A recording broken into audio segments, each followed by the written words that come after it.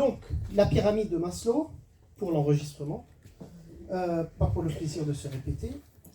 Donc, la nature humaine a besoin, donc elle est nécessiteuse. Et c'est un point important. Dans une logique d'autosuffisance totale et de superpuissance de la nature humaine, ça nous donne une vision assez réaliste de la nature humaine. On est nécessiteux, on a besoin de choses pour exister, et on a besoin l'un de l'autre. Et aujourd'hui, on va parler de ce besoin, de cette dimension de nécessité que nous avons des uns et des autres. Nous avons besoin de l'autre pour grandir, pour s'épanouir, pour arriver à notre plein potentiel. Et l'autre aussi peut être la source de notre destruction. Donc il ne faut pas prendre à la légère l'importance de l'altérité. Et l'autre, il peut nous construire comme il peut nous détruire. Et nous aussi, on est l'autre pour l'autre personne. Et donc on a aussi ce rôle de construire ou de détruire la personne. Donc on a dit, Maslow a dit qu'on a les besoins physiologiques, les besoins de sécurité, les besoins d'amour, appartenance, et c'est sur les besoins, principalement sur les besoins, à partir des besoins d'amour et d'appartenance que vont jaillir l'estime de soi, donc les besoins d'estime et les besoins d'auto-actualisation. Et donc si ici il y a un déséquilibre, tous les deux derniers besoins, le sommet de la pyramide va pâtir. Et donc aujourd'hui, notre discours, c'est sur l'amour-appartenance. Donc c'est là où on va parler de l'intelligence relationnelle et de comment construire des relations solides, les maintenir en vie et les fortifier avec le temps. Bien. Alors, comme tous ces besoins que vous venez de voir, si vous avez faim, si vous avez soif, vous n'attendez pas d'être nourri sans faire aucun effort. On cherche la nourriture, on va accueillir, on va chasser, on va acheter et on travaille pour le faire. Donc il y a vraiment une recherche de l'être humain qui est normale, qui est nécessaire de ses besoins. Et ça s'applique à tous les besoins, y compris les besoins relationnels. Vous allez voir pourquoi ce point est très important. Parce que tout est évident pour nous dans tous les besoins, sauf les besoins relationnels. On a comme une tendance à attendre que l'autre personne comprenne ce dont nous avons besoin et qu'elle nous donne ce dont nous avons besoin, sans qu'on en dise un mot. Alors il y a une raison derrière ça que les psychologues ont identifiée, je vais vous la livrer, mais en son temps. Et donc il est important de savoir qu'il faut aller chasser et cueillir et attraper des lapins et les manger. Et la même chose au niveau des besoins relationnels, il faut dire aux autres ce dont nous avons besoin. Donc, comme tous les besoins, il faut les chercher, les demander et les donner aux personnes qui sont dans notre vie selon leur degré d'intimité. Donc non seulement il faut chercher les besoins, mais il faut aussi les donner à notre tour. Comme on nourrit l'enfant, il faut qu'on se nourrisse les uns et les autres. En général, j'apporte des dates pendant mes conférences. Aujourd'hui, je ne l'ai pas fait, je suis désolé. Ça aurait été un bon exemple, j'y ai pas pensé. Voilà. Et donc, il faut nourrir les gens, il faut prendre soin d'eux. C'est comme ça que les relations se construisent. Bien. Alors, au cœur de l'intelligence relationnelle sont les besoins relationnels. Donc, besoins physiques, manger, boire, dodo, besoins de sécurité, etc. Là, on a des besoins relationnels, c'est-à-dire des besoins qui sont de l'importance des besoins physiques et que nous demandons tout le temps sans le savoir. Et dès que ces besoins ne sont pas comblés dans nos relations entrent en crise. Et on est mal, et on fait mal, et tout dégringole. Donc, voyons-les de près. Ces besoins relationnels, s'ils sont donnés, ils enclenchent une réaction très intéressante. Ils impactent d'une manière directe nos émotions. Vous prenez un enfant, vous l'embrassez, vous le couvrez de bisous, de câlins, de caresses. Il va se sentir bien. Après, les émotions vont impacter nos pensées. Quand il grandit un tout petit peu, l'enfant, et qu'il voit qu'on l'embrasse, qu'on le caresse, qu'on le serre contre notre cœur, il va se sentir bien, et après, il va commencer à avoir des idées. Comme quoi, par exemple? N'ayez pas peur de parler avec moi, je suis gentil. Alors, je suis aimé, je suis important. Voilà. On me voit, on me valorise. Et donc, bonnes émotions, pensées positives. Et les pensées positives vont impacter nos comportements. Ça nous aide un peu à comprendre pourquoi on fait ce qu'on fait et on ne fait pas ce qu'on ne fait pas. Au moins en partie. Et c'est la même chose quand les besoins relationnels manquent. Donc, des besoins relationnels qui manquent, des enfants complètement négligés, ou voire pire. Alors, je ne sais pas si c'est pire, parce que la négligence peut être pire que la violence physique. Mais des enfants négligés ou battus, bah, c'est des enfants qui ont des émotions négatives, des pensées négatives principalement sur eux-mêmes. Je ne suis pas aimable, je ne suis pas aimé, je ne suis pas important. Et après, ça va impacter leur comportement, parce que nos comportements sont en général, sauf si on est complètement inconscient, les fruits de nos émotions et de nos pensées. C'est pour cela, quand on fait quelque chose d'un peu bizarre, il faut aller fouiller au niveau des émotions et des pensées pour voir pourquoi on fait ce qu'on est en train de faire et qu'est-ce qu'on est vraiment en train de chercher. Et si on veut aller encore plus en amont, on va se poser la question, quel est le besoin relationnel que je suis en train de chercher ou qui me manque pour que je sens cela, je pense cela et je me comporte ainsi. Pour vous aider à faire une autocritique ou une lecture de soi. Ça peut aider dans ce sens. Bien. Alors, les amis. Commençons par le premier besoin relationnel. Il y en a 10. Et il y a 5 de bonus que j'ajouterai à la fin. Mais 10 ont été identifiés par les recherches. Alors, les fois précédentes, mes sources scientifiques étaient principalement les études de John Gottman et de Susan Johnson. Aujourd'hui, c'est d'autres écoles qui ont approfondi ça. C'est par exemple l'école de Willard Harley et de David Ferguson. Mais malheureusement, contrairement aux autres auteurs, leurs bouquins n'ont pas été traduits en français. Donc, je vais vous donner un résumé. Mais pour les anglophones parmi vous, ça peut aussi être intéressant de plonger dans ces sources parce que vous voyez aussi les données scientifiques sur lesquelles ils se basent. Donc, l'acceptation, c'est pratiquement aimer quelqu'un d'une manière inconditionnelle. Donc, chacun de nous a un vrai besoin d'être accueilli comme il est. Alors, il faut décliner ça. Alors, avant de le décliner, je vous pose la question. Qu'est-ce que c'est pour chacun de vous d'être accepté? Ça ressemble à quoi? De la bienveillance. De la bienveillance. Vous pouvez l'expliquer par voie positive, comme ici, comme par voie négative. Des compliments. Qu'est-ce que c'est le non-acceptation? Des compliments. Les compliments, c'est très bien, mais c'est pas encore ça. Je vais rendre un peu plus difficile. Oui. Pas de jugement. Pas de jugement. Ça ressemble à quoi le jugement? Il faut l'expliquer, parce qu'on parle beaucoup de ne pas être dans le jugement, mais parfois on ne comprend pas exactement c'est quoi ne pas être dans le jugement. Donc, est-ce que vous avez un exemple lumineux à nous donner? Non, mais par exemple, si la personne elle laisse exprimer sa vraie personnalité, Oui. je sais pas, un trait de personnalité qu'elle ne montre pas forcément en public, Oui. et qu'elle a confiance en la personne et que du coup elle laisse exprimer cette personnalité, qu'elle ne se passe pas critiquer dessus ou rabaisser ou Très bien. ce genre de choses. Ok, parfait. Il est lumineux l'exemple. Merci.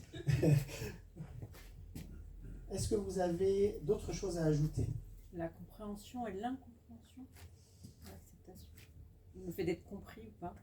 Le fait d'être compris, oui, mais ça ne veut pas dire forcément d'adhérer à ce que je comprends. Ou pas? Qu'est-ce que vous en pensez?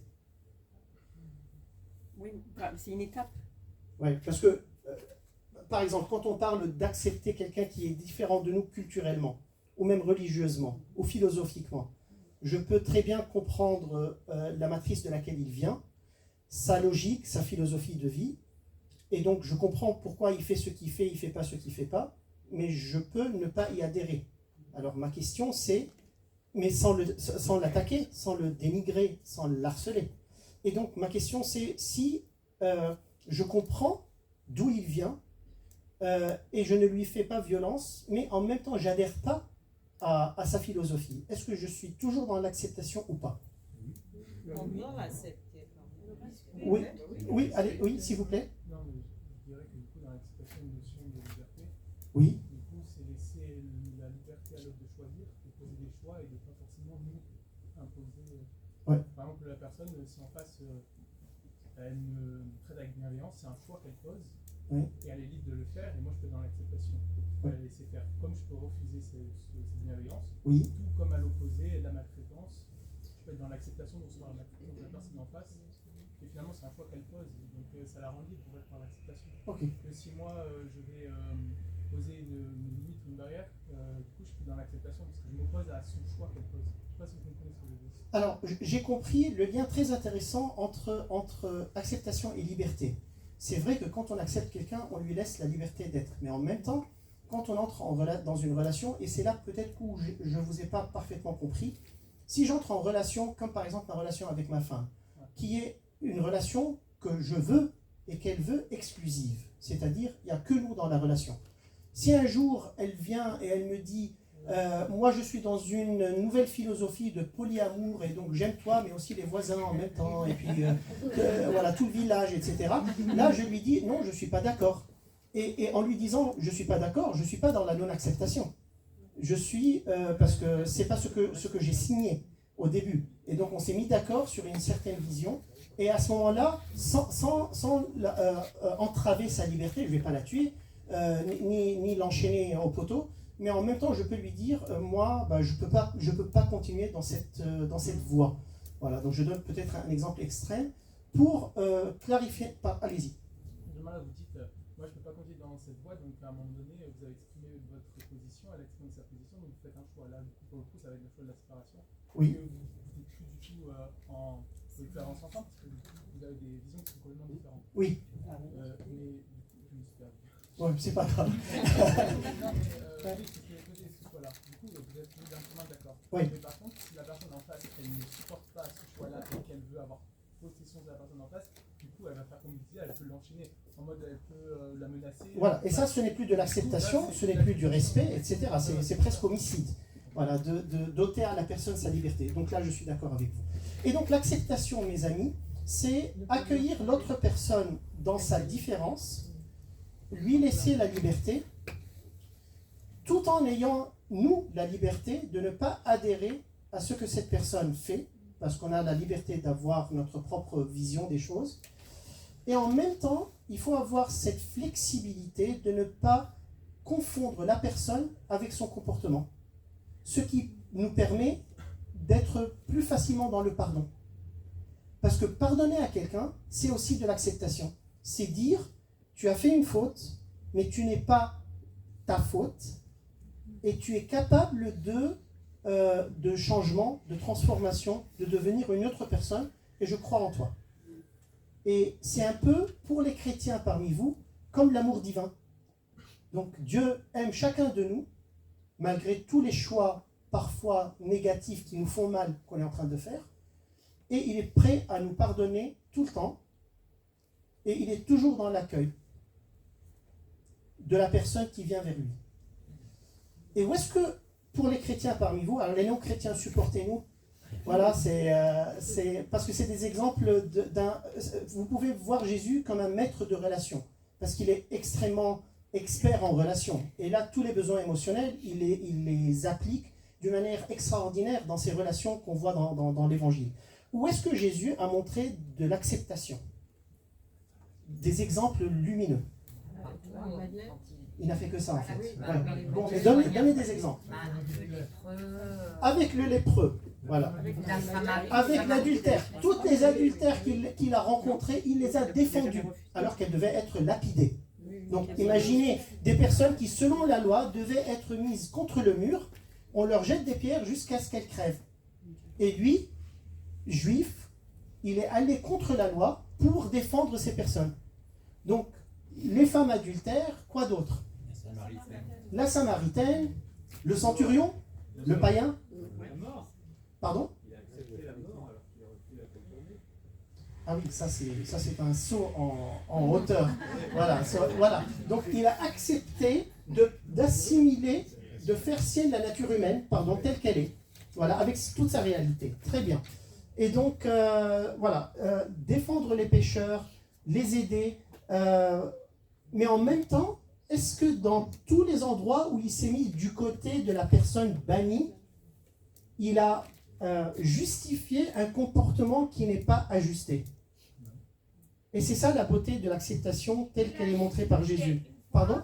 Il a justifié une fois quand on lui a demandé pourquoi il a guéri une personne en jour de sabbat. Oui. Et il a justifié que la loi et enfin l'amour est plus fort que la loi et que Exactement. il faut passer outre la loi pour faire le... Exactement. C'est ça.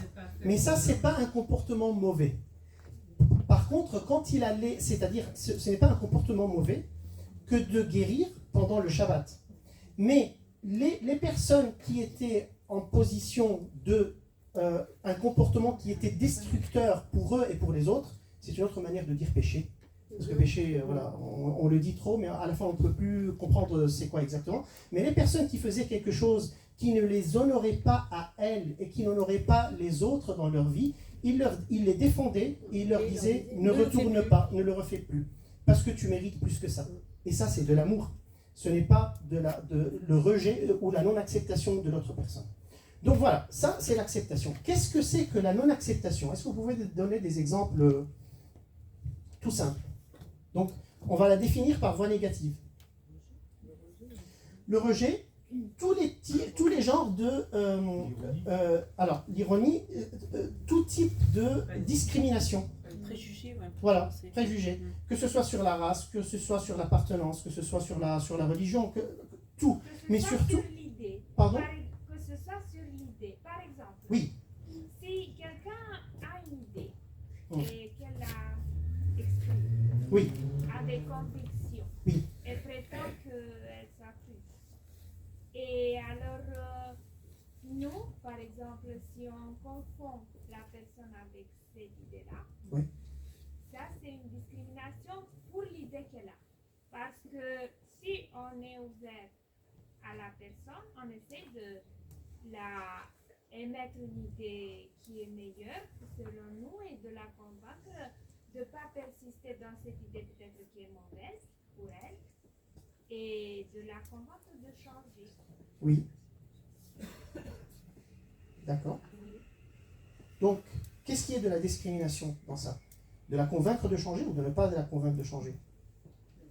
De la laisser persister dans cette idée alors qu'on voit que c'est mauvais pour elle. Alors, tout en laissant la liberté aux autres, on a un droit à l'échange respectueux, à la vérité, et donc je peux offrir ma vision des choses, une vérité à laquelle je tiens, que j'ai vécue dans ma vie, qui a donné des fruits. Après, libre, l'autre personne reste souveraine et libre de l'accepter ou pas. Et je ne peux pas obliger les personnes d'accepter mes idées. Ça, c'est important. Mais ne pas être d'accord avec eux, je répète, ne veut pas dire que je ne suis pas dans l'acceptation, mais leur dire OK sur tout ce qu'ils disent, ça aussi, c'est un manque de vérité dans ma relation avec eux et de respect, oui.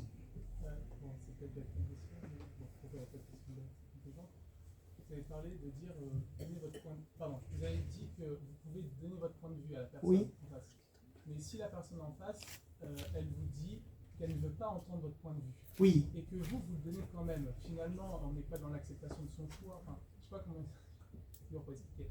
C'est vraiment que vous dites quelque chose et que je ne suis pas d'accord avec vous. Et que je vous dis, moi j'aimerais vous partager mon point de vue parce que pour moi, ce que vous dites, ça va vous détruire par rapport à un passé. Je donne un exemple. Par rapport à mon passé, je vois que là, tu fais quelque chose qui peut te détruire. J'aimerais te donner mon point de vue. Après, tu en fais ce que tu veux. Mais si vous, en face, vous me dites que vous ne voulez pas entendre ce que j'ai à vous dire, oui, normalement, je dois rester, du coup, je dois vous écouter et ne rien dire. ou bien vous en allez, tout simplement. Oui, vous en S'il n'y a allez. pas de dialogue, Si moi je le dis quand même, du coup, c'est plus de l'acceptation. Malgré le fait que vous me dites que vous ne vouliez pas entendre ce que j'ai à vous dire. alors après, si vous le dites, je peux toujours décider de ne pas écouter ou de ne pas entendre ce que vous êtes en train de dire. Là, c'est la liberté qui entre en jeu. Et donc, si on veut être dans des relations saines, il faut être ouvert au dialogue. Si après la personne ne veut pas écouter, au moins pour ce moment, il faut respecter ce choix. Et ça, c'est un point qu'on verra plus tard. Alors, mes amis, donc l'acceptation. Si je ne suis pas aimé pour qui je ne suis pas accepté. Et c'est le premier sentiment, le premier message qui m'est donné comme quoi je ne suis pas aimable. Et ça, c'est profondément perturbateur pour la personne. Et c'est pour cela qu'on a besoin de se sentir aimé sans devoir prouver rien du tout. Voilà, ça c'est important. C'est profondément libérateur. Là, toi, comme tu es, tu dois rien faire, je t'aime. Pardon ? Ça nous aide aussi, nous qui recevons l'acceptation, ça nous aide à savoir qui on est. Et la personne qui va accepter doit avoir fait le travail en amont de savoir qui il est, bien sûr. Parce qu'il n'y a pas une vraie connaissance de soi, c'est difficile d'être dans l'acceptation de l'autre. Il faut se connaître pour pouvoir laisser la place à l'autre personne. Voilà. Donc, pas d'acceptation, je ne suis pas aimé pour qui je suis, je sens une certaine honte, un rejet, et mon comportement sera peut-être de mendier l'acceptation pendant toute ma vie. Vous voyez les conséquences? Et ça ressemble à quoi demander l'acceptation toute notre vie? Gentil. À tout prix. Ne jamais pouvoir dire non à quelqu'un. Voilà, parce qu'on a la terreur d'être rejeté. Faire des compromis tout le temps. Voilà. Et donc vous voyez comment après ça s'enchaîne. Et ça va dans des endroits très, très ténèbres. Et donc si c'était un peu mon cas, personnellement, j'étais un yes man, un oui monsieur. Genre, c'était très difficile pour moi de dire non. Et j'avais la terreur de dire non parce que c'est pas la terreur de dire non, c'est la terreur du jugement qui aurait pu être fait de moi si jamais je ne plais pas à tout prix à la personne qui est devant moi. Inutile de vous dire que j'étais plus libre. J'étais complètement dépendant du regard de l'autre. Et donc, c'est un travail de libération que d'identifier notre valeur. Parce que être dans l'acceptation, c'est identifier notre valeur. Et si, par malheur, les personnes qui auraient dû nous donner l'acceptation, c'est-à-dire les personnes qui sont responsables de nous, nos parents, nos éducateurs, nos accompagnateurs, etc., n'ont pas fait le job et qu'on a grandi avec un manque d'acceptation qui me pousse à un comportement qui n'est pas sain, comme celui que je viens de vous dire, je peux moi-même travailler sur l'acceptation de moi. Voilà. Et c'est quoi travailler sur sa propre acceptation? C'est essayer de trouver ma valeur. Elle est où ma valeur? Et là, il faut faire très gaffe, parce qu'on peut la mettre dans des choses qui ne sont pas valorisantes en elles-mêmes. Où est-ce qu'on peut mettre notre valeur, à votre avis? Dans l'apparence, dans l'intelligence, dans les langues qu'on parle, dans les diplômes, dans les connexions, dans l'argent, voilà, dans la puissance, etc. Et à chaque fois qu'on met notre valeur dans quelque chose d'éphémère, qui peut ne pas durer, qui peut partir, et à ce moment-là, on se met au risque de perdre notre valeur et notre identité si jamais cette chose n'est plus. C'est pour cela, pour moi, ça a été facile, parce que j'ai trouvé ma valeur en Dieu même. Et le jour où j'ai découvert à quel point il a un amour infini pour moi, un amour qui ne changera jamais, même si je deviens complètement pourri, etc., il m'aime, je suis son enfant, là, ça a été pour moi au moins éminemment libérateur. Et donc, et parce que ma valeur, je l'ai vue ou trouvée dans une source transcendante qui ne peut pas être touchée par l'aléa de la vie. C'est quelque chose de stable, d'ancré, d'éternel. Et ça, je le porte en moi. Donc le jour où je serai tellement fatigué que je ne pourrai plus donner de conférences ou que j'aurai le 3/4 de mes cellules grises qui ne fonctionnent plus, donc je ne pourrai plus parler 4-5 langues comme je le fais maintenant, je serai toujours son enfant et je serai toujours aimé par lui. Voilà, je ne vais pas aller me jeter du pont parce que maintenant je n'ai plus de sens, quoi. Et je ne vaux rien. Donc voilà, un petit exemple. Je vous ennuie pas trop? On peut continuer? Allez, ça va. Le deuxième, c'est le respect. Le deuxième besoin émotionnel ou relationnel. C'est pas un peu lié, les deux? Oui, ils sont tous liés d'une manière ou d'une autre. Voilà. Donc déjà, être accepté, c'est être respecté. Mais après, le respect peut se décliner dans des choses très simples. Et faites attention, parfois dans nos schémas d'éducation ou de relation, par exemple, on peut se trouver facilement dans une approche comparative pour aider l'autre personne à devenir meilleure. Vous voyez, dans l'éducation. il faut que tu sois comme ton grand frère, comme ton grand-père, parce que comme ça, t'es pas bien. Il faut devenir comme quelqu'un d'autre. Le danger dans la comparaison, ou bien mon ex était plus fort que toi, ou mon ex était plus joli que toi, etc. Dans le jeu de la comparaison, il y a un message assez important de non-acceptation qu'on donne à l'autre personne. Ça ne veut pas dire qu'il ne faut pas se stimuler pour devenir toujours meilleur, mais jouer au jeu de « il faut être comme Georges pour que tu sois acceptable pour moi », c'est très risqué, c'est pas bien. Donc dire exactement ce qu'on veut de l'autre, s'il te plaît, est-ce que tu peux faire un effort dans cet endroit, dans ce point-là, parce que ça t'honore, c'est bien, ça nous rend heureux, etc. Au lieu de dire mon ex était plus cool que toi, donc toi t'es nul, et essaie de faire quelque chose pour ne pas l'être. Donc c'est, vous voyez l'approche. Donc le respect, mes amis.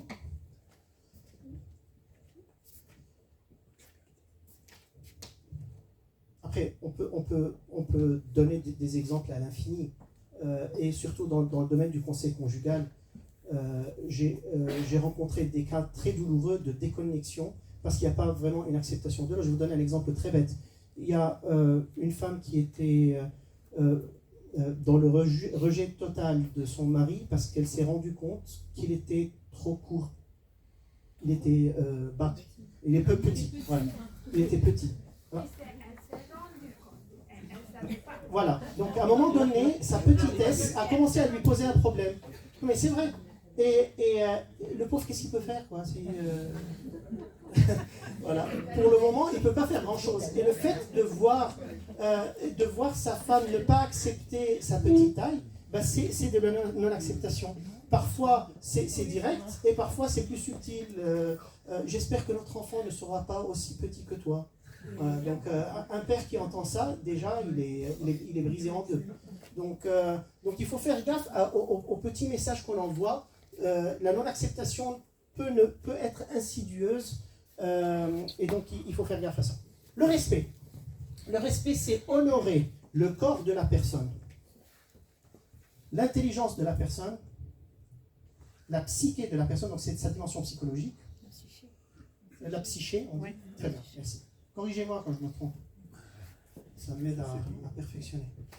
Donc la psyché et l'âme de la personne, donc le côté spirituel.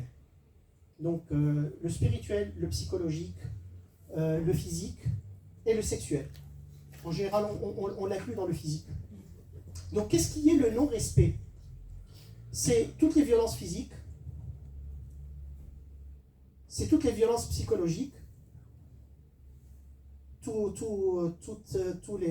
les insultes, les dénigrements, les malédictions qu'on se jette les uns aux autres. Voilà, donc c'est de la violence psychologique. Le sarcasme. Voilà. Si vous vous rappelez les 4 cavaliers de l'Apocalypse, vous vous rappelez de ces gars? Voilà. Donc le troisième voyou, c'est celui, il est complètement contre le respect. C'est l'insulte, le dénigrement, faire sentir, rabaisser l'autre personne. Pour ceux qui n'y étaient pas, vous pouvez les voir sur YouTube. C'est une conférence, la dernière conférence que j'ai donnée. Ce sont les 4 virus qui détruisent les relations. Les 4 manières de communiquer qui détruisent toutes les relations possibles et imaginables. Et donc il y a 4 cavaliers qui ont été identifiés. Et le troisième, c'est le dénigrement, qui est l'insulte, le rabaissement de l'autre, le manque de respect. Et donc, et ça, il ne faut pas le faire, quoi. Il ne faut tout simplement pas le faire. Et le problème dans les relations, c'est quoi? C'est que dans les études qu'ils ont faites, ils ont découvert que le cerveau humain, à un niveau très inconscient, ne peut pas accepter de croire qu'il est aimé si on lui manque de respect.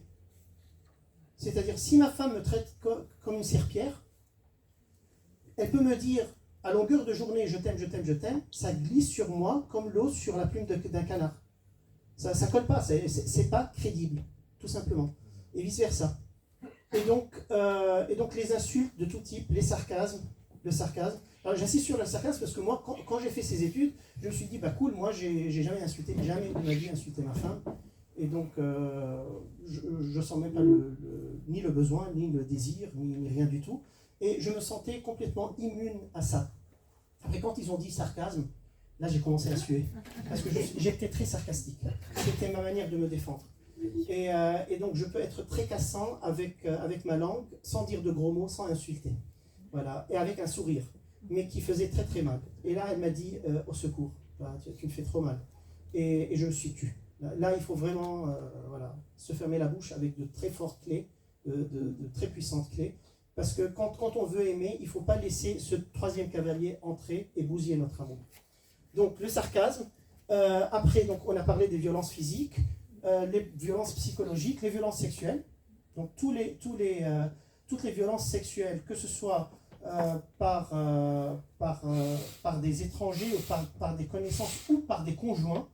Parce que pour avoir travaillé dans pas mal de cultures, il y a des cultures où on peut voir un viol au sein de la vie conjugale qui est normalisé.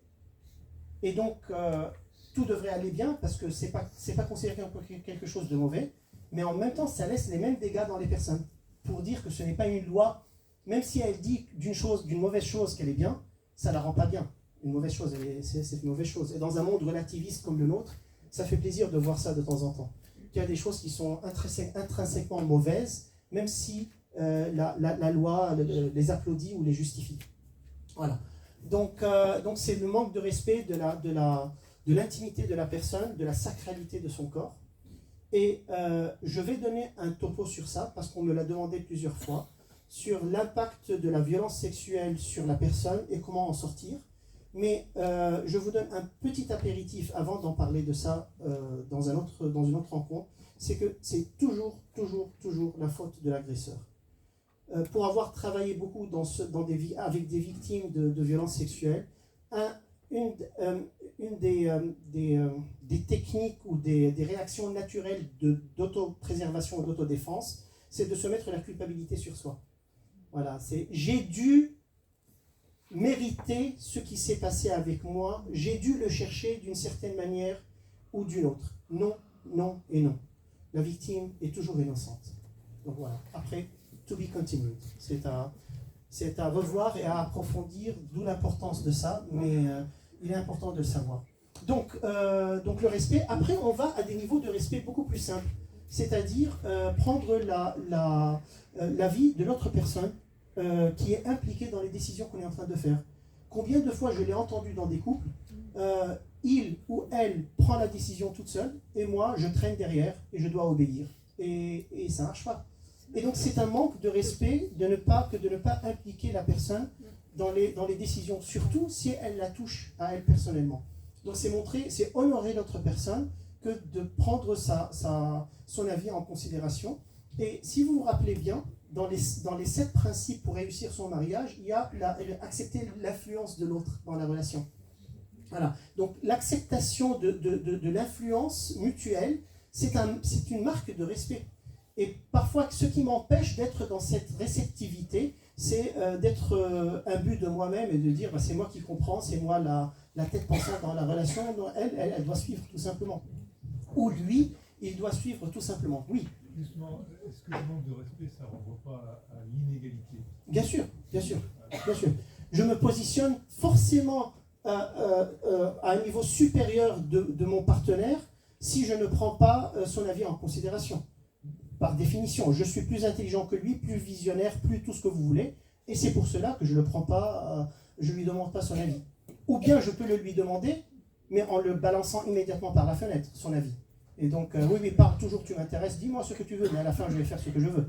Et donc, il n'y a pas vraiment de partenariat et d'un projet de vie ensemble. Et donc, ça, c'est très important, aussi au niveau de la vie romantique, parce que si on n'est pas respecté, on est difficilement convaincu d'être aimé. Et donc, là aussi, ça touche à notre perception de l'amour. Et ils ont découvert aussi dans beaucoup de recherches dans le domaine que même le respect, il est un élément fondamental dans le plaisir sexuel dans le couple. C'est-à-dire, les personnes qui ne se sentent pas respectées ont beaucoup de difficultés à se donner et à trouver un vrai plaisir dans l'amour qu'ils font. Parce qu'ils ne se sentent pas accueillis, ils ne se sentent pas valorisés. Et quand on n'est pas valorisé, on n'a vraiment pas envie ni de se donner, ni d'être content en se donnant. Voilà. Et donc, ça impacte beaucoup. C'est pour cela que alors ça c'est une toute petite fenêtre, que beaucoup de recherches ont montré à quel point le porno est nocif à la vie de couple. Parce que dans le porno, surtout dans sa version hard, il y a des comportements qui dégradent et la relation et l'autre personne. Et à un moment donné, on se sent instrumentalisé, objectifié, et on perd ce sens de dignité et d'honneur qui est fondamental au plaisir sexuel. Mais ça aussi, c'est un autre chapitre qu'on abordera ultérieurement. Donc voilà. Dans le non-respect, il y a aussi l'abus de confiance. C'est-à-dire que souvent, il y a le problème de confiance. On peut avoir confiance en son conjoint. Oui. Et puis, donc, lui donner quelque part les rênes de décision, peut-être. Mmh. Oui.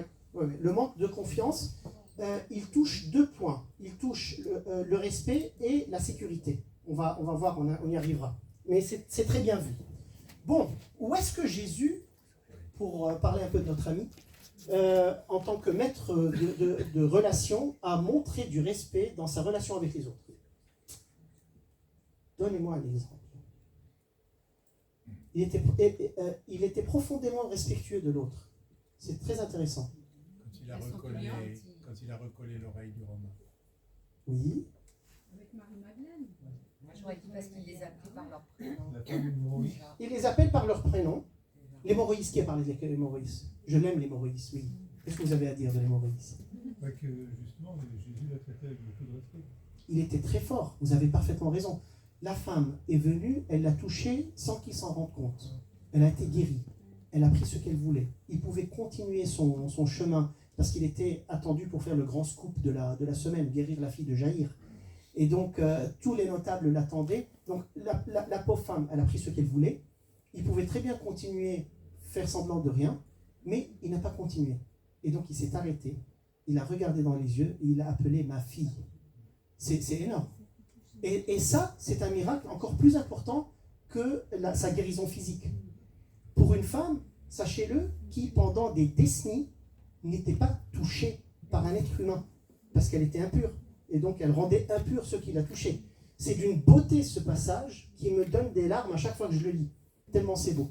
Et donc voilà, il arrête, la terre arrête de tourner, il s'arrête, il la regarde. C'est elle maintenant qui compte. Si c'est pas du respect, ça, je ne sais pas c'est quoi. Donc ça, quoi d'autre? Pardon? Zaché, voilà. C'est acceptation et respect en même temps. Voilà, ça c'est très intéressant.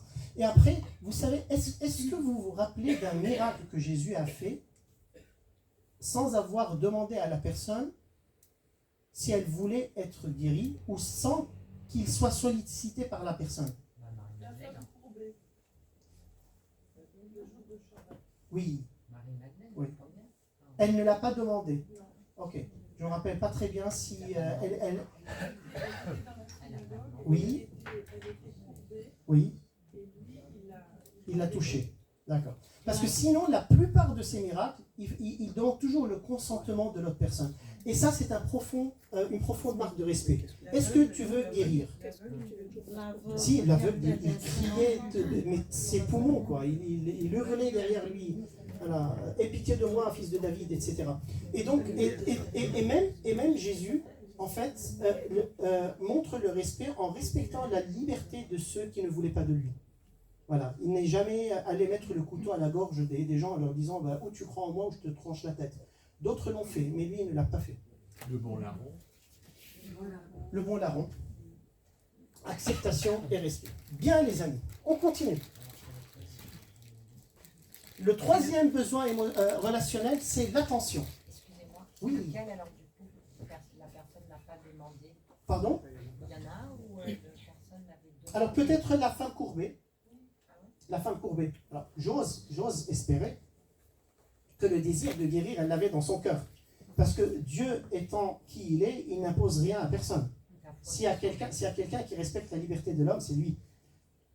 À tel point que ceux qui ne veulent plus voir sa face pour l'éternité, il leur laisse le choix de le faire. C'est énorme.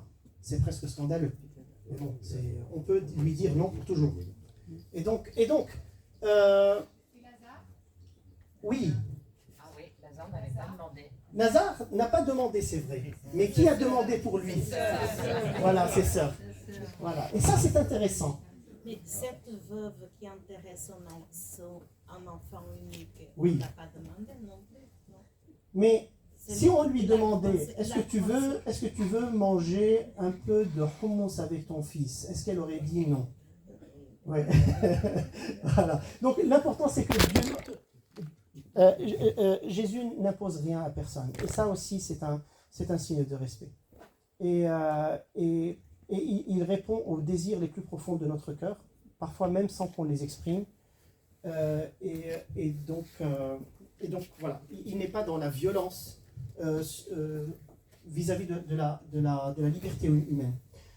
Donc mes amis, respect. Après, concrètement, si vous voulez sortir de cette conférence avec un peu d'outils concrets, réfléchissez dans vos relations amicales, fraternelles, romantiques, etc. Quels sont les comportements que notre partenaire, notre ami, notre frère, notre père, notre mère fait qui nous font sentir non respectés? Parfois, c'est des choses anodines que les personnes font sans se rendre compte, mais qui pour nous donnent un message de ne pas être respectés. Et parlez-en ouvertement. Il faut dire les choses. J'avais la fâcheuse habitude d'interrompre Jeanne quand elle parle et je m'en rendais même pas compte. À un moment donné, elle m'a dit, chérie, laisse-moi parler s'il te plaît. Parce qu'à chaque fois que tu m'interromps, je me sens toute petite. Et j'ai envie de dire les choses. Et moi, je me suis dit, mais pardon, mais super pardon. Quoi. J'étais tellement perdu dans ma tête que je ne me rendais même pas compte. Mais si elle ne me l'avait pas dit, qu'est-ce qu'elle aurait fait au cours des années? Mis une couche au-dessus de l'autre, une couche au-dessus de l'autre, et un des jours lumineux, j'aurai l'Etna qui entre en pleine éruption et les colères et les tonnerres des dieux qui se rabattent sur ma tête parce qu'elle a souffert pendant des années et elle n'a rien dit. Et abruti comme je ne me suis même pas rendu compte. Et donc, j'ai besoin d'entendre, on a tous besoin d'entendre les choses. Et donc, il faut les dire tout simplement. Il ne faut pas laisser les choses s'accumuler. Ce n'est pas bien pour toutes les relations. Et pas seulement pour les relations romantiques. C'est important. Il est important aussi pour l'autre personne à laquelle on s'ouvre d'être aussi dans l'écoute. Parce que si je suis dans l'immédiate auto-justification, non, mais tu te fais des idées, tu radotes, c'est pas moi, je suis la personne qui écoute par excellence, etc. La pauvre, elle va se la fermer pour l'éternité parce qu'elle sait que je suis tellement imbu de moi-même qu'il n'y a même pas la possibilité d'entrer en dialogue ou que je me remette un tout petit peu en question. Et ça, c'est le problème le plus fondamental, le plus profond de l'être humain, s'il refuse de se mettre en question. Là, la bataille est perdue. Il n'y a vraiment rien à faire. C'est ce qu'on appelle dans un langage religieux l'orgueil, ou dans un langage psychologique la rigidité et le manque d'enseignabilité. Quelqu'un qui n'est pas enseignable, c'est quelqu'un qui se croit parfait et qui n'a rien à entendre de personne parce qu'il n'y a rien à changer, je suis déjà parfait. Donc s'il y a quelque chose qui ne va pas, tu dois regarder en toi, c'est certainement toi et pas moi. Ça, c'est difficile. Bien. Et c'est aussi manquer de respect et de tout le reste. Donc l'attention, mes amis. L'attention est une colonne vertébrale de l'intelligence relationnelle parce que pour donner tous les autres besoins relationnels, il faut déjà voir la personne. Et si on ne se rend pas compte qu'il y a quelqu'un qui existe, là, la bataille, elle est complètement perdue. Et donc l'attention, c'est regarder quelqu'un dans les yeux, reconnaître son existence et s'ouvrir à le connaître encore et encore et encore, et à continuer à le connaître. Donc être dans l'écoute. Qui dit être dans l'écoute dit se taire, et ça c'est pas facile, se taire extérieurement et intérieurement, poser les bonnes questions. Raconte-moi, qu'est-ce qui se passe dans ta vie? Quels sont les beaux moments de ta vie? Quels sont les moments difficiles? Qu'est-ce que tu vis? Des questions ouvertes pour connaître l'autre personne et la connaître en profondeur. Ça, avec les enfants, vous les gagnez, les enfants. Un enfant qui voit ses parents tout arrêter et être là devant lui, seulement à l'écouter. Raconte-moi, qu'est-ce qui se passe dans ta vie, dans tes journées, les moments heureux, les moments difficiles, etc. Dans les relations romantiques, c'est fondamental. Les couples qui cessent de s'ouvrir l'un à l'autre et d'être intéressés l'un à l'autre finissent par perdre cette flamme et cette connexion émotionnelle. C'est pour cela un des exercices fondamentaux qu'on donne aux couples, c'est de passer du temps de qualité ensemble et d'échanger vraiment sur ce qui se passe dans leur monde intérieur. Parce qu'on a l'impression que, vu qu'on est ensemble depuis 5, 10, 15 ou 25 ans, on se connaît très bien, c'est fini. Or, ce n'est pas vrai, nous sommes des créatures dynamiques, on change beaucoup, on évolue. On est transformé par le monde qui est autour de nous, par des expériences, parfois en bien, parfois en mal, et c'est bien de s'ouvrir et d'être connu par l'autre personne, et donc de consacrer du temps à être connu par l'autre personne. Sinon, on prépare très bien une des crises importantes dans la vie des couples, celle du nid vide. Vous connaissez cette crise? C'est quand les enfants sont grands et qu'ils partent, et qu'on a passé nos années jusqu'à présent à gérer leur vie, et une fois qu'ils n'y sont plus, on se regarde et on se dit, est-ce que tu peux me rappeler ton nom, s'il te plaît? Voilà. Ta tête me dit quelque chose, mais je ne sais plus quoi. On était tellement déconnectés tout ce temps-là qu'on finit par être presque des étrangers l'un pour l'autre.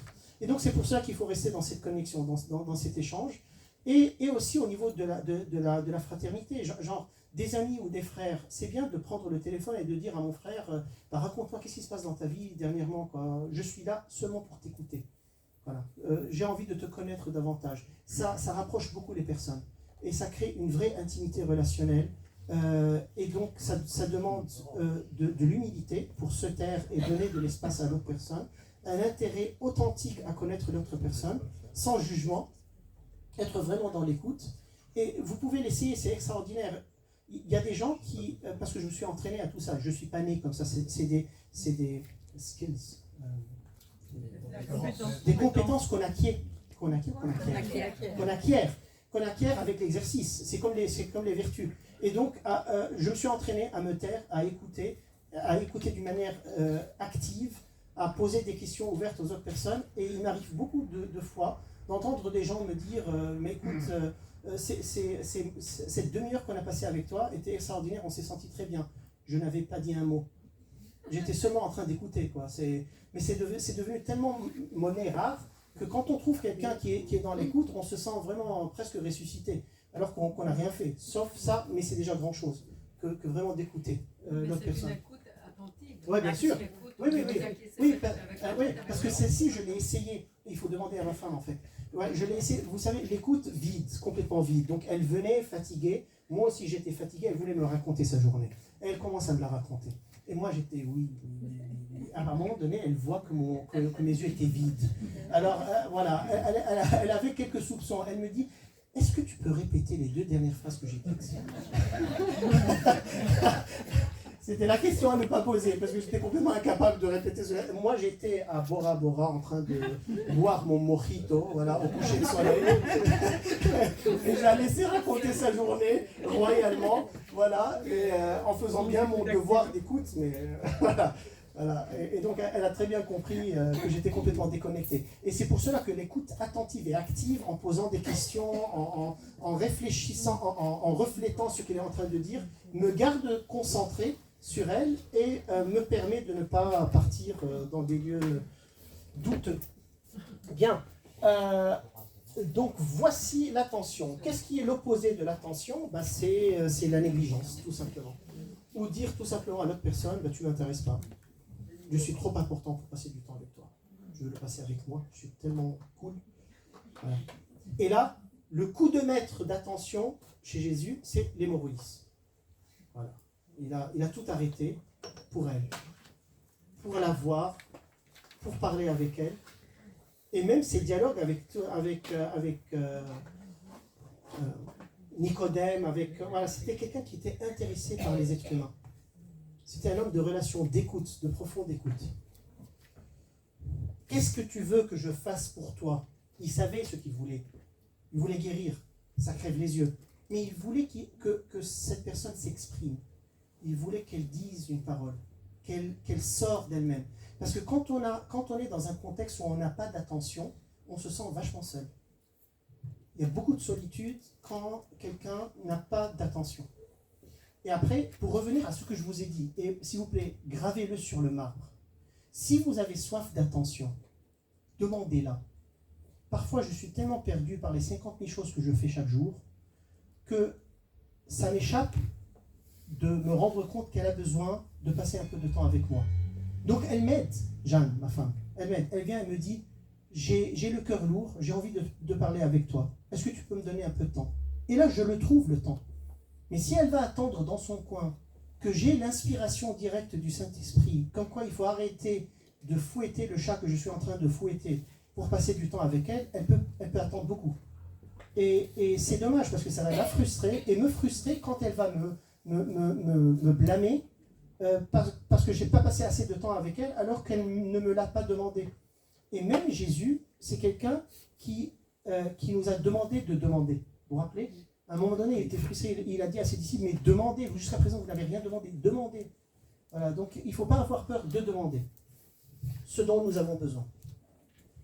Donc tu as besoin d'attention, bah, tu demandes l'attention. J'ai besoin de toi, est-ce que tu peux me donner un moment? Après, il faut la demander avec délicatesse et avec respect. Non, c'est maintenant, tu arrêtes tout ce que tu es en train de faire et tu me donnes l'attention. Ça ne marche pas. Bien. L'affection. Saint Jérôme, c'est un ami à moi. Il est mort il y a un bon bout de temps, mais voilà. C'est un des pères de l'Église. Il a dit, l'affection constitue 90% de ce qui est solide dans une relation. Alors, je ne sais pas comment il a identifié les 90, pourquoi pas 85, mais c'est pour dire à quel point c'est important. Donc je cite le gars, c'est un bon gars. Et donc, qu'est-ce que c'est que l'affection qui découle de tout ce qu'on a dit jusqu'à présent? C'est la douceur et la tendresse dans nos paroles et dans nos actes. Et ça, c'est fondamental. Je vous promets, c'est vraiment fondamental. Les relations dures, froides, arides, laissent très difficilement pousser des fleurs. C'est beaucoup d'épines, c'est beaucoup de sécheresse. Et c'est pas bien. Mère Teresa l'a dit à ses sœurs. Elle leur a dit, souriez aux gens que vous servez. Sinon, comment pourront-ils savoir et croire que Dieu les aime? C'est à travers votre sourire qu'ils vont se rendre compte que Dieu les aime. Et donc, il faut sourire. Et puis, il faut être doux dans ses propos. Et ce qui peut nous scléroser ou nous rendre arides et durs et cassants et tranchants, une des raisons, c'est de vivre trop dans notre tête et d'être déconnecté de nos émotions. Trop de rationalisme, le mauvais, dessèche l'âme. Et donc, on a besoin d'une touche de tendresse, d'émotion. Ça vivifie nos relations. Après, ça se décline dans des choses très simples. Chérie, j'ai perdu mes clés. Est-ce que tu les as vues? Ah, c'est pas vrai, c'est la 10e fois. Elles sont là, crétin. Voilà. Avec ça, une relation vibrante et avec des fleurs et des papillons, je ne vois pas comment ça va voir le jour dans ce contexte. Même si c'est la 10e fois, elles sont là, chérie. C'est bon. C'est le même résultat à la fin, mais avec un chéri, c'est beaucoup plus joli. Et ça adoucit, ça rend la vie plus simple. Parce que déjà, elle est assez dure à l'extérieur. Si à l'intérieur, on se fait taper sur la tête à longueur de journée, à coups de paroles blessantes et cassantes. Après, ce qui est très intéressant, c'est d'essayer de voir si on est comme ça, pourquoi on est comme ça. Parce qu'à un moment donné, moi aussi, j'étais capable d'une telle dureté dans mes propos. Même si de nature, je suis de nature très douce. Mais je pouvais être dur. Et cette dureté que j'avais, je me suis rendu compte en travaillant sur moi, parce que j'ai fait que ça me plaît, ça me passionne. Avec toutes les études qu'on a faites pour pouvoir aider, il fallait qu'on s'aide déjà nous-mêmes. Je me suis rendu compte qu'il y a pas mal de zones de douleur en moi qui ont fait que je me suis endurci, parce que la douleur endurcit si elle n'est pas bien guérie. Et donc il y a des endroits où j'ai beaucoup souffert et ça m'a endurci. Et cette dureté, je l'ai projetée sur les autres. Et j'étais pas sympa, quoi. Mais à cause d'un mal-être qui devait être guéri, quoi, qui devait être visité. Et donc, ne désespérez pas si vous vous sentez parfois dans une attitude de dureté, avec des propos cassants, secs, etc., ayez miséricorde de vous et étudiez-vous, découvrez-vous et voyez qu'est-ce qui doit être ajusté pour gagner en douceur, parce qu'il faut être doux en fait. Toutes les études ont montré l'importance de l'affection et de la douceur dans les propos. Ça débloque des problèmes, ça débloque les relations, ça crée une intimité profonde entre les deux et ça prépare profondément à l'intimité sexuelle dans le cadre du couple. Parce que si on vit la journée entière dans une sécheresse totale et dans le froid et dans la dureté des propos, il faut vraiment faire un très grand effort à la fin de la journée pour être intime sexuellement avec quelqu'un. Alors que si on est dans la douceur, ça prépare beaucoup, ça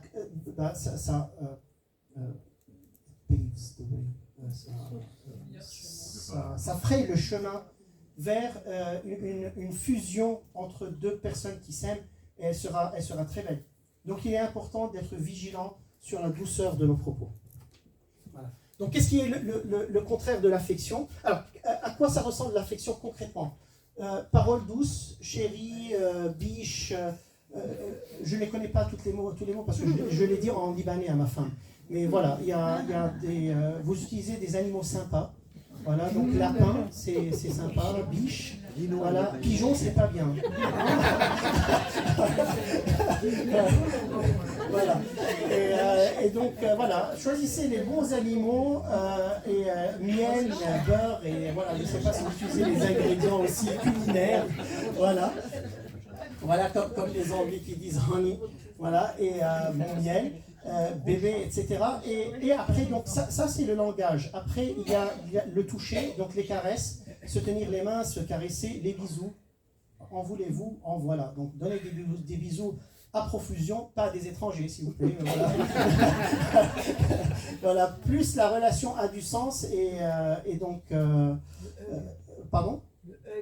Le hug, oui. Ah, vous l'appelez hug. Oui, c'est hug. Voilà. Voilà. Donc comment on l'appelle en français? L'embrassade. Voilà. Le câlin et le toucher physique, tout ça c'est important, surtout pour ceux parmi vous qui ont un cerveau kinesthétique. C'est-à-dire, moi, c'est le cas, c'est-à-dire j'ai besoin d'être touché durant la journée, sinon je me sens invisible. C'est comme si je disparais, quoi. Et j'ai besoin, comme un chien ou un chat, d'être caressé par ma femme, juste qu'elle mette sa main sur ma tête. Je me sens existant, quoi. Ça m'ancre dans l'être. Voilà, pour parler en des termes philosophiques. Et donc, si elle passe toute une journée sans me toucher, je me sens vraiment en détresse. Mais réellement, quoi, c'est pas un sentiment joli. Et ça, par exemple, c'était un de nos challenges quand on s'est mariés, parce qu'il y a aussi l'héritage familial qui joue son rôle ici. Et elle, alors moi, je viens d'une famille de koalas. Donc, c'est les câlins à longueur de journée, alors qu'on est 3 frères, on n'a pas de sœurs, mais même entre frères, à chaque fois qu'on se voit, on s'embrasse, on se met les mains sur les épaules, etc. On est très dans le toucher. Et elle vient d'une famille, et on voyait papa et maman s'embrasser devant nous. Donc l'exemple était là. Et elle vient d'une famille où tout le monde s'aime beaucoup, mais par télépathie. Sans se toucher, sans mon amour, mais ne m'approche pas. Voilà. Et donc, alors moi, quand je me suis marié, je commençais à avoir des rêves de comment allait être mon mariage. J'étais pas mal marqué par les publicités de Gillette. Vous voyez l'homme qui se rase devant le miroir, et elle qui vient comme un faucon sur lui et qui lui donne un grand bisou sur sa joue qui est devenue non piquante, voilà, et lui tout content et fier de lui-même. Et donc j'ai vécu ce scénario et j'avais envie de le vivre une fois marié et qu'on était sous le même toit. Et un jour je me suis rasé, mais bien quoi, c'était voilà. Voilà. Et j'attendais que le faucon arrive quoi, qu'elle descende sur moi comme un éclair, et j'ai attendu beaucoup. Il n'y avait rien, quoi. C'était le vide, le nada. Voilà. Et après, donc je me suis dit, alors peut-être qu'elle ne s'est pas rendue compte que je me suis rasé, alors j'ai commencé à faire un défilé, vous savez, le catwalk. Voilà. Ah, c'est cool, qu'est-ce que c'est bien, qu'est-ce que c'est hyper lisse, etc. Et rien du tout. Alors je l'ai pris, je lui ai dit, chérie, Quant au bisou après le rasage, qu'en est-il? Et il m'a dit, parce qu'il faut embrasser après le rasage. Je lui ai dit, non, qu'est-ce que j'ai fait? Voilà. Et donc je lui ai dit, oui, on embrasse, on donne des câlins, et puis voilà, des bisous à volonté, quand tu veux, etc. Et donc elle a dû s'entraîner à avoir ce réflexe, à acquérir ce réflexe. Parce qu'elle ne l'avait pas acquis dans son éducation, mais elle savait que j'allais devenir complètement coucou si elle n'allait pas le faire, parce que c'était mon modus vivendi, operandi, tout ce que vous voulez. Et donc elle a fait l'effort de me donner des câlins, d'être dans le contact physique. Maintenant c'est devenu une deuxième nature pour elle, donc elle a acquis la compétence, voilà, la compétence. Et donc, pour vous dire, ça c'est une bonne nouvelle, parce que même si des choses qu'on n'a pas apprises dans notre milieu familial, on peut les acquérir avec un peu de bonne volonté et un petit effort. Et ça fait vraiment la différence. Genre, quand je lui demande de me réveiller le matin, elle peut très bien me réveiller avec un coude dans l'œil. Voilà. Ou avec un baiser. Mais vous pouvez pas imaginer la différence que ça fait. Se réveiller au son et au toucher d'un baiser. C'est super cool, quoi. Et ce qui nous a étonnés dans nos études, c'est que le bien-être dans le couple se réduit à ça. Il ne faut pas aller tuer des dragons et libérer des princesses dans des donjons, etc. Il faut réveiller avec un baiser, il faut tenir la main, il faut être doux. C'est ça qu'on réussit son mariage, ou sa relation, ou même ses relations fraternelles et amicales. C'est à coup de douceur que l'être humain s'épanouit. Bien.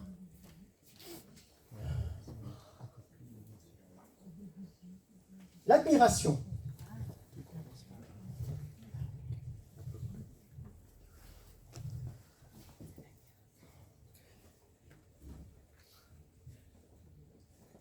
C'est un upgrade de l'acceptation, une mise à niveau de l'acceptation. L'acceptation, c'est je t'accueille comme tu es, je t'aime comme tu es. Sans vouloir te changer. Oui. Là, je t'admire. C'est-à-dire, je vois des qualités en toi, des beautés en toi, et je les dis à haute voix. Ça, c'est très important. Oui, pardon, l'affection, où est-ce que Jésus l'a montré? Exactement. C'est quand même fort. Quand Jean mettait sa tête sur la poitrine de Jésus, c'est énorme. Moi, je suis un enseignant, j'ai jamais fait ça. J'ai jamais laissé un étudiant mettre sa tête sur la poitrine. Non, mais, heureusement d'ailleurs.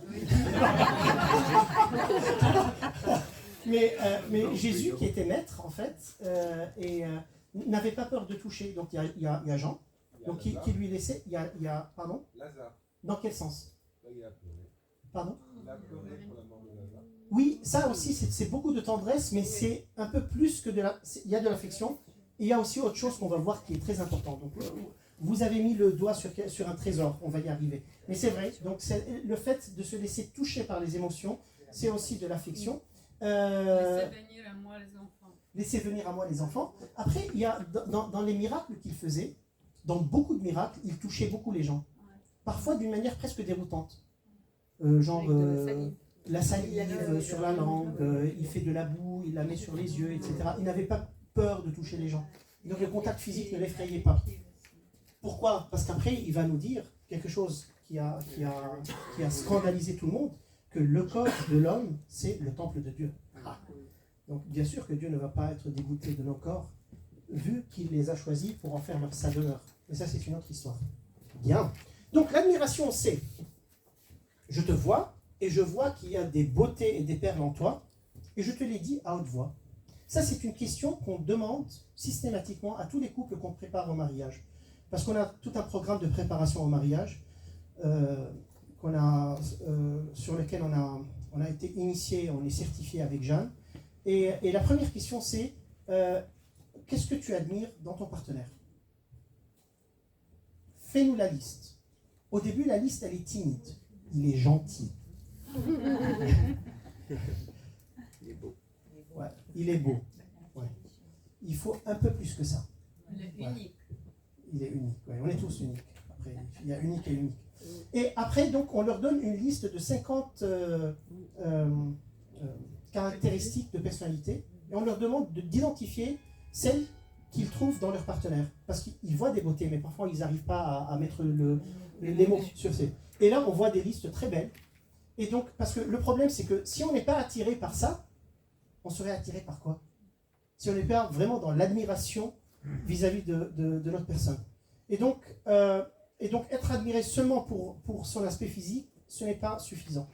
Il y a beaucoup plus que ça. Il y a le côté psychologique, le côté aussi spirituel, le côté intellectuel. Donc tout ça, il faut le prendre en considération. Et donc, être dans l'admiration, c'est dire à notre personne, à haute voix, je vois ça en toi, et ça me réjouit, et je suis fier de toi. Malheureusement, on a été habitué par un certain style d'éducation à ne mettre la lumière que sur ce qui ne va pas. En pensant que tout ce qui est bien, c'est déjà acquis, donc n'en parlons pas, et focalisons-nous plutôt sur ce qui ne va pas, parce qu'on veut ton bien, naturellement, c'est que des bonnes intentions, et que si je te dis à quel point tu es ennuyeux, tu cesseras d'être ennuyeux. Mais si je ne te dis que le fait que tu es ennuyeux, ben, tu finis par ne plus croire qu'il y a quelque chose de bien en toi, et tu vas vers la défaite.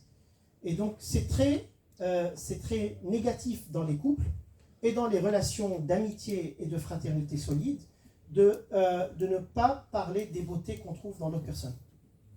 Il faut le dire à haute voix. Il faut le dire en intimité ou devant tout le monde? Alors, il faut le dire toujours en intimité. Devant les autres, ça dépend de la sensibilité de l'autre. Il y a des personnes qui aiment les écouter en public et d'autres qui n'aiment pas. À ce moment-là, il faut respecter cette sensibilité. Et puis les autres, peut-être. J'ai pas compris. Par rapport aux autres, devant qui on fait l'éloge de... Oui, il faut avoir la délicatesse de savoir aussi qui est l'audience et si c'est bien de le dire ou pas. Voilà, ça, c'est important. Donc, pardon ? Ne pas faire des envies. Peut-être aussi, ça dépend des sensibilités. Donc, si vous voulez que cette conférence vous aide à changer quelque chose, dès que vous finissez, pensez à quelqu'un auquel vous n'avez pas montré votre admiration, quelqu'un que vous aimez, votre fille, votre fils, votre conjoint, voilà, et dites-lui, tu sais quoi, j'aime beaucoup ça en toi, et j'avais envie de te le dire, c'est chic de t'avoir dans ma vie, pour ça, voilà. Donnez de l'admiration aux gens autour de vous. Vous allez voir, ça va les étonner, surtout s'ils ne sont pas habitués à entendre ça, et ça va changer quelque chose dans la relation. Est-ce que Jésus faisait ça? De mettre la lumière sur les beautés dans les gens qu'il voyait. Mais qui a dit beaucoup? Vous avez parfaitement raison. Il le dit beaucoup. Et parfois d'une manière presque, comment dire, choquante pour son audience. Dans tout Israël, je n'ai vu une foi comme celle de cette personne. Il a dit pour qui? Non. La syrophénicienne. Donc une païenne. Il a dit que dans tout Israël, il n'a pas vu une foi comme la sienne. La syrophénicienne, c'est une Libanaise. Trop fort. Voilà. Voilà. Et le centurion aussi. Le centurion aussi. Donc des personnes qui n'étaient pas du peuple juif, il les a vraiment encensés, mais en vérité, en bonté, devant tout le monde. Il n'était pas timide quant à mettre en lumière la beauté qu'il y a dans les gens. Voilà. Elle a été beaucoup pardonnée parce qu'elle a aimé, elle a beaucoup aimé. Donc, il est fier quand on resplendit. Ça lui fait plaisir de nous voir dans notre meilleur état. Et c'est bien que nous, on soit fiers quand les personnes dans notre vie soient bien. Et ça, l'admiration, ça a été prouvé. Quand vous admirez quelqu'un à haute voix, vous vous empêchez d'être dans la jalousie et dans la rivalité avec lui ou elle. Et ça, c'est très important. Et celui qui vous dit ça, c'est un jaloux. Oui. Parce que j'ai été élevé dans une méthode de comparaison excessive. Regarde celui-là, pourquoi tu n'es pas comme lui, etc., etc. Avec de très bonnes intentions. Nos parents nous ont donné le meilleur de ce qu'ils savaient. Donc là, il n'y a aucun jugement. Mais j'ai grandi avec la compétition dans ma tête, quoi. La jalousie. J'étais quelqu'un de jaloux, donc je voyais quelqu'un qui était mieux que moi. Ça me travaillait de l'intérieur. Je voulais être comme lui, voire un peu plus que lui. Et ça me pourrissait complètement la vie. C'est inutile de vous le dire. Ça empoisonne la vie d'être toujours en rivalité avec tout ce qui bouge sur la Terre, quoi. C'est complètement invivable. À un moment donné, j'ai dit non, stop, il faut que ce truc arrête. Et donc, dans le travail que j'ai fait dans nos études, j'ai commencé à pratiquer ça, c'est-à-dire à me réjouir du bien des autres. Parce que quand on est dans la jalousie et la rivalité, qu'est-ce qui se passe? On se réjouit de la défaite de l'autre et on s'attriste de sa gloire. C'est horrible. Comment on peut construire des relations saines avec une mentalité pareille? Et donc, j'ai décidé de me réjouir des victoires des autres, de leur souhaiter que du bien, de leur souhaiter le meilleur que ciel et terre peut leur offrir. Et là, petit à petit, je me suis trouvé dans l'incapacité ou l'impossibilité d'être en rivalité avec les autres. Et c'est vachement libérateur, je vous promets. Là, vraiment, je souhaite le bien à toutes les personnes qui sont autour de moi et je ne veux que qu'ils arrivent au meilleur du meilleur, quoi. Sinon c'est horrible. Attendre de voir les autres brisés pour se sentir mieux, c'est horrible. Bien. Donc ça, c'est l'admiration, mes amis. Donc voilà, admirer des gens autour de moi. Et si à ton homme, tu n'as jamais dit quelque chose d'admiratif, dis-le lui ce soir. Et à ta femme, pareil. Voilà, ça fait plaisir de l'entendre. Même les choses qui sont normales, il doit faire ça, c'est son job. Voilà. Il coupe le gazon, il tue le dragon, il achète le pain, etc. Oui, mais il peut ne pas faire tout ça. Il peut même pas ne pas exister. Et c'est dramatique, quoi. Et en fait, c'est ça le problème, c'est que si on n'est pas dans l'admiration, on ne se rend compte de la chance d'avoir des gens dans notre vie qu'après leur départ. C'est quand même dommage. Donc, voici mes amis.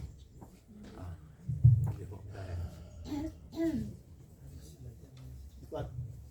Donc, on a fini la première partie. La deuxième partie, c'est pour la prochaine fois. Est-ce que vous avez des questions, des objections, des lamentations? Voilà. Et la prochaine fois, on continue les 5 suivants et je vous donnerai les 5 de bonus qui sont très intéressants. Mais les bonus, c'est pour les couples. Ça, c'est pour toutes les relations possibles et imaginables. Donc, on a 10 besoins émotionnels ou relationnels qui ont été identifiés dans les études. Il y a 5 en plus, donc ce qui fait qu'ils sont 15, qui sont spécifiques pour les relations romantiques. Oui. Pardon? De l'affection, c'est Saint Jérôme. Ouais. Saint Jérôme, c'est un père de l'Église, c'est celui qui a traduit la Bible en latin. Et la Vulgate, la première Bible latine, c'est Saint Jérôme qui l'a faite. Il était le conseiller du pape Damas, mais ça l'a tellement saoulé d'être à Rome et d'être avec le pape, avec tout le casse-tête, qu'il s'est cassé très vite. Et il s'est retiré dans une grotte qui est tout à côté de la grotte de Bethléem. Et c'est là où il est mort. Donc si vous allez à Bethléem, vous voyez la grotte de la Nativité. À côté, il y a la grotte de Saint Jérôme, où il a passé le reste de sa vie. Il est mort là-bas. Il était originaire de Dalmatie. D'accord, Dalmatie. Donc c'est aujourd'hui. C'est quoi la Dalmatie? La Roumanie? Non, c'est Yougoslavie en fait. Voilà. Ouais, c'est Yougoslavie, exactement. Ouais. C'était un Dalmatien. Avec tout le respect que j'ai pour lui. Voilà. Une marque d'affection. Oui. Voilà. Bien, donc si vous n'avez pas de questions, oui, vous avez des questions. Quelle relation peut-on avoir avec les gens qui sont non enseignables? Priez beaucoup pour eux et ne pas accepter d'être manipulé par eux. C'est-à-dire, si je suis avec quelqu'un qui n'est pas enseignable et qui ne veut pas reconnaître ses fautes et qui veut me blâmer pour tout ce qui ne va pas, ben, au moins je refuse de prendre le blâme sur moi et d'être manipulé. Et je prie pour cette personne. Si je ne suis et j'essaie de dire à cette personne de réfléchir à sa position, de gagner en flexibilité, de le convaincre d'une manière ou d'une autre. Si je ne suis pas croyant, je ne prie pas, mais je fais tout le reste quand même. Voilà, donc, et après, c'est difficile, c'est quelque chose de lourd à porter. C'est pour cela, au couple qu'on prépare au mariage, il y a tout un chapitre sur les vertus, donc les bonnes habitudes, et on parle du fait d'être enseignable avec d'autres vertus très importantes, mais ça sera un des chapitres. C'est la base du... voilà. On aura une rencontre sur... C'est pas vrai. Voilà, sur ça. Ça, donc les vertus, les bonnes habitudes, ce sont des prérequis pour faire réussir n'importe quelle relation humaine, mais surtout les relations romantiques. Donc, sur quoi faut-il travailler pour être eligible, on dit éligible, voilà, pour être éligible à être dans une relation avec un autre être humain. Ça, par exemple, c'est quelque chose qu'on aurait dû apprendre à l'école. Ils ne nous l'ont pas appris. Ils nous ont bourré le crâne avec des choses complètement inutiles, au lieu de savoir comment être pleinement humain pour être pleinement relationnel. Mais maintenant, la science, elle est là, et on peut l'apprendre même avec un peu de retard. C'est pas trop tard. Les personnes non enseignables, comme tu as dit, elles ont manqué de quoi à un moment donné?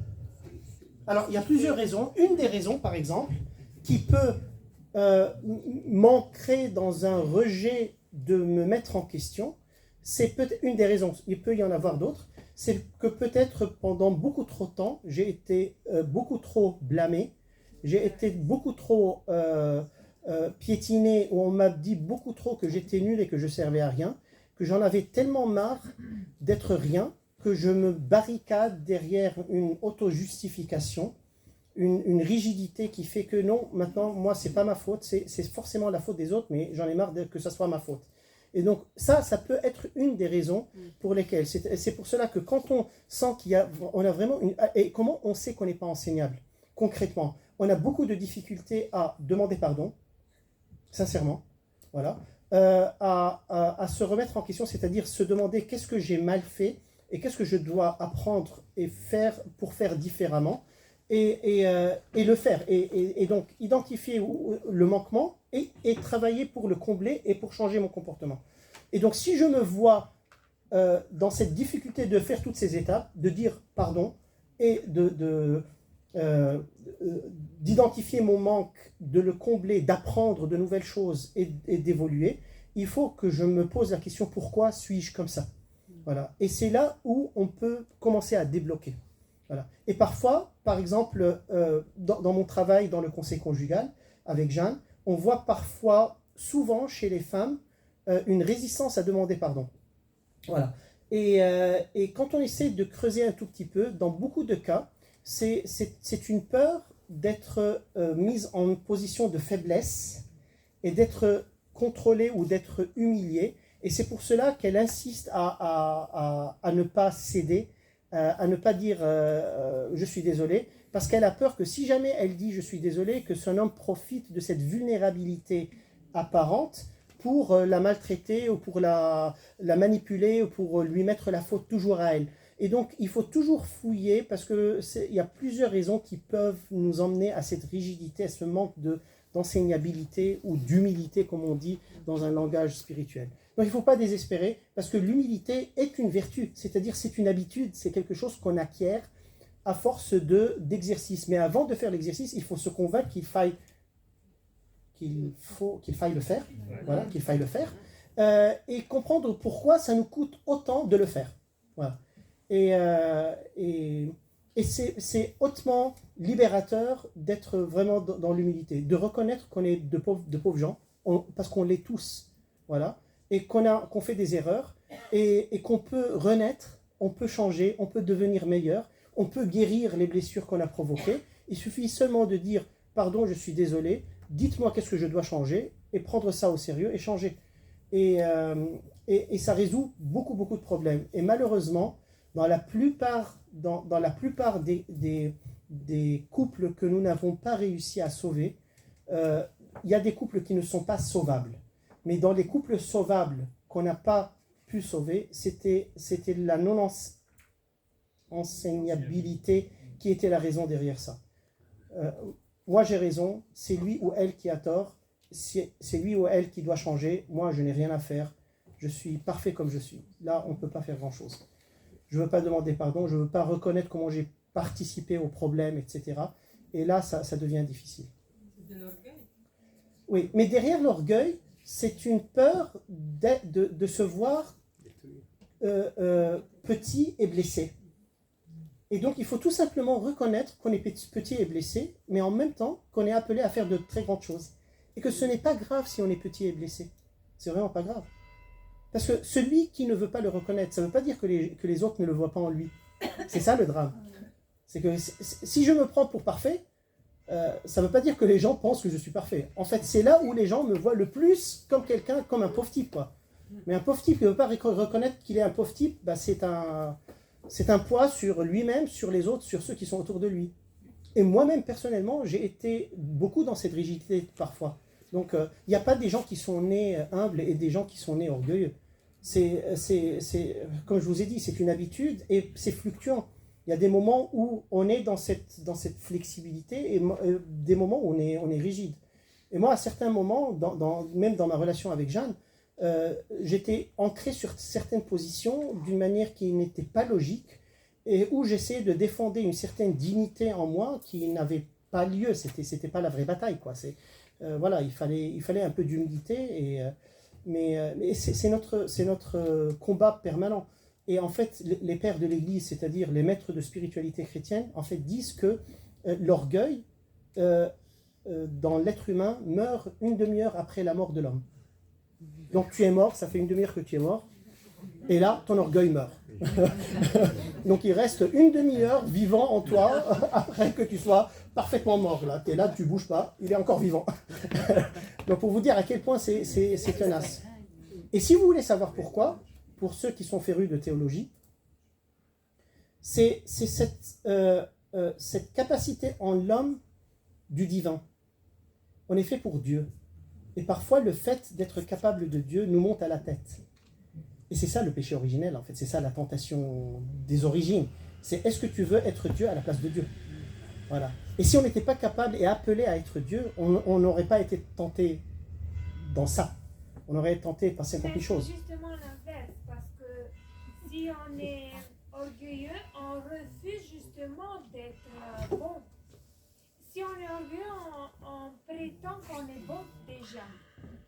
C'est ça l'orgueil. En fait, c'est l'inverse. C'est que si on est orgueilleux, on est suffisant à soi-même, on ne voit pas le bien en fait. Et on refuse de voir le bien. On refuse le progrès, on refuse tout ce qui est bien. Et je crois que c'est le péché le plus grand parce que c'est ça qui nous empêche de progresser. Vous avez parsemé la fin de cette rencontre par des perles. Voilà, merci.